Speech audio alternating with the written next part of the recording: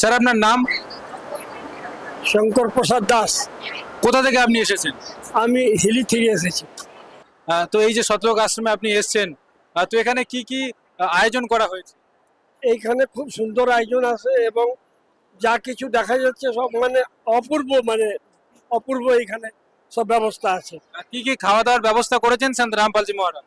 বহুত কিছু খাওয়ার আইটেম আছে, যা কি খেতে খেতেও আমরা হয়রান হয়ে যাচ্ছি। তো কি কি ব্যবস্থা আছে যদি আপনি বলেন, কি কি খাবার দাবার সন্ত রামপালজি মহারাজ দিচ্ছে? ভাত, ডাল, রুটি, তরকারি, তারপরে অনেক রকমের এই লাড্ডু, জিলাপি, এলাহি রকম খাওয়া দাওয়ার ব্যাপার কত আর বলবো আমি মুখ দিয়ে। আচ্ছা, এই এত সমস্ত কিছু ব্যবস্থা সন্ত রামপালজি মহারাজ করেছেন, তো এর জন্য কি কোনো রকম টাকা পয়সা আপনাকে দিতে হচ্ছে? না, কিচ্ছু আমাদেরকে দিতে হয় না। এ ব্যাপারে উনার তরফ থেকে আমরা সেবা দিচ্ছি বা সেবা দিচ্ছেন। তো আপনি কতটা খুশি? আমি অনেক খুশি আছি। তো যে সমস্ত দর্শকগণ আজ আপনাকে দেখছে, যারা সন্ত রামপালজি মহারাজের আশ্রমে আসার কথা ভাবছে, তাদের জন্য আপনি কি বলবেন?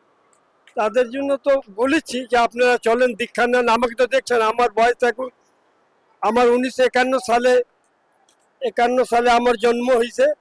1 জানুয়ারিতে। আমি এখনো পর্যন্ত তাজাই আছি, শারীরিক দিক দিয়ে আমি তাজাই এখন হচ্ছে ইয়াতে কবলে এসে। আচ্ছা, অনেকে বলে যে সন্ত রামপালজি মহারাজ মুসলমান করে দিচ্ছে, খ্রিস্টান করে দিচ্ছে। না না না, উনি তো হিন্দু, মুসলিম, খ্রিস্টান, ইসাই সকলকেই দীক্ষা দিচ্ছেন।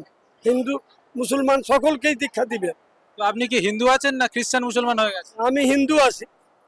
সন্ত রামপালজি মহারাজ কোনো ধর্মান্তকরণ করছে না? না না না, কোনো রকম ধর্মান্তর করছেন না, যে যা আছে তাই থাকবে। ধন্যবাদ স্যার। ধন্যবাদ স্যার।